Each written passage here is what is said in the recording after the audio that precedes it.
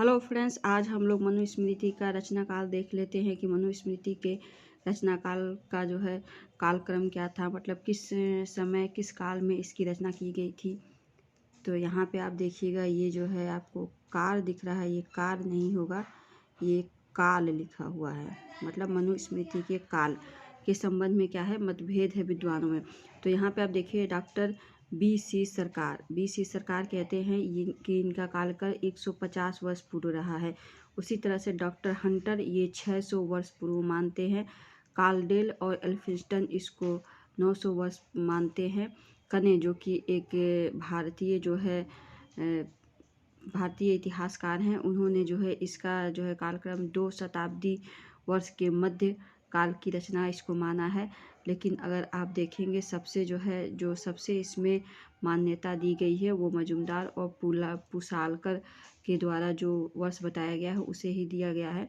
तो इनका कालक्रम जो दिया गया है वो है 3110 वर्ष पूर्व इसको माना गया है।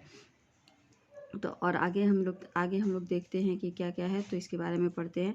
तो यह जिसमें मनुस्मृति का रचना काल ईसा पूर्व 3110 वर्ष माना है, या यह मत इस तथ्य से भी मेल खाता है।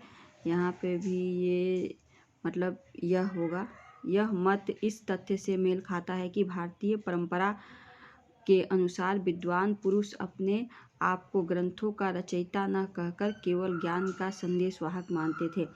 मतलब जितने भी रचनाकार थे जो है मनुस्मृति को रचने वाले, उन्होंने ये माना है कि वो ज्ञान जो है के संदेशवाहक रहे हैं, कोई रचयिता नहीं रहे हैं कि उन्होंने इसकी किसी की रचना की है। बल्कि ये कहा जा रहा है कि इसमें सिर्फ एक व्यक्ति से दूसरे व्यक्ति तक ज्ञान का जो है संदेश पहुंचाया गया है। इसलिए हम कह सकते हैं कि समय समय पर विद्वान मनुस्मृति की प्राचीन परंपराओं को प्रकाश में लाए होंगे, परंतु वे उनके वास्तविक रचयिता नहीं थे। उसके वास्तविक रचयिता वर्तमान सृष्टि के प्रारंभिक महापुरुष ही रहे होंगे। मतलब इसका जो है किसे माना जा रहा है, इसके रचयिता प्रारंभिक पुरुष जो रहे होंगे उनको ही इसका रचयिता माना जा रहा है। इसके बाद आगे बढ़ते हैं हम लोग, तो देखते हैं कि संभवतः मनुस्मृति का यह ज्ञान कैसे कैसे आगे बढ़ा है। ये इसमें बताया जा रहा है कि मनुस्मृति में जो भी ज्ञान का संदेश के थ्रू जो है पहुंचाया गया था, वह मनु से जो है नारद पहुंचा, नारद से मार्कतंड से जो है सुमति भार्गव से भृगु ऋषि को यह प्राप्त हुआ।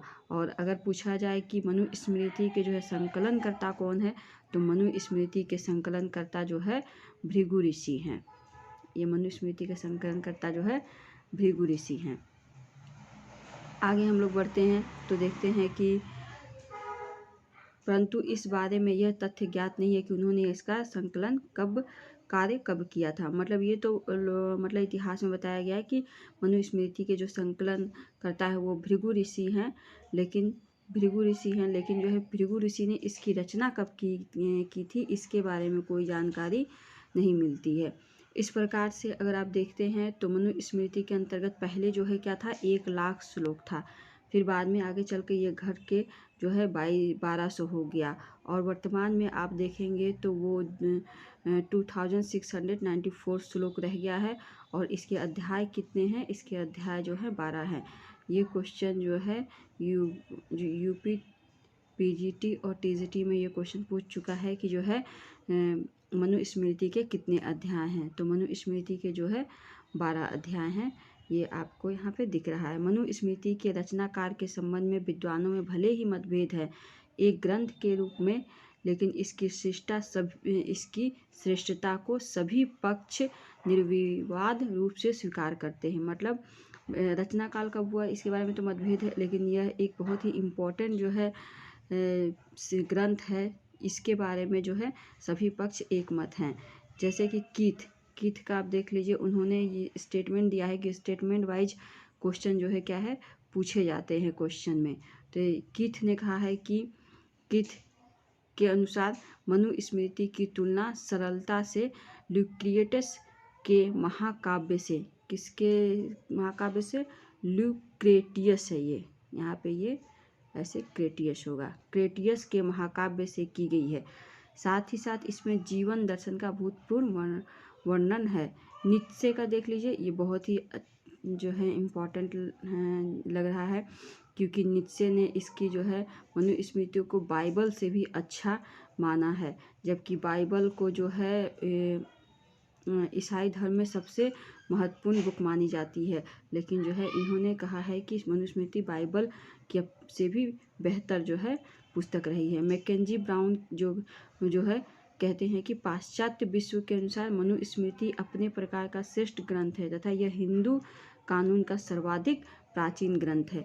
ये भी किसने कहा था, मतलब अगर पूछ दे कि हिंदू ग्रंथ का सर्वाधिक प्राचीन ग्रंथ किसने कहा था, तो वो मैकेंजी महोदय ने कहा था। साथ ही डॉक्टर विजय कुमार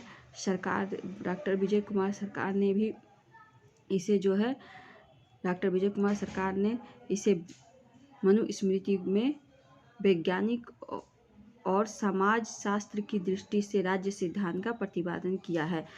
मतलब इसमें डॉक्टर विजय कुमार सरकार क्या कहते हैं कि मनुस्मृति ने क्या किया है, एक मुख्यतः जो है आप देखेंगे राज्य सिद्धांत का प्रतिपादन किया है कि राज्य किस किस प्रकार से चलनी चाहिए, उसके लिए क्या व्यवस्था होनी चाहिए, इसके बारे में जो है आपको जो है मिल जाएगा, जो है इसके बारे में बता रहे हैं डॉक्टर विजय कुमार सरकार।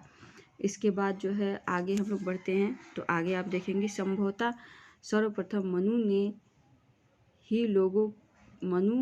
ने ही लोगों की अराजकतापूर्ण जीवन को, यहाँ पे ये भी लिखा हुआ, ये भी नहीं होगा, ये ही होगा। सर्वप्रथम मनु ने ही लोगों की अराजकतापूर्ण जीवन को, जिसमें किसी प्रकार की व्यवस्था, नियम और अनुशासन नहीं था, धर्म सिद्धांत के आधार पर सुव्यवस्थित, नियमित और अनुशासित या जो है तथा सामाजिक जीवन के आधारभूत सिद्धांतों की व्यवस्था की।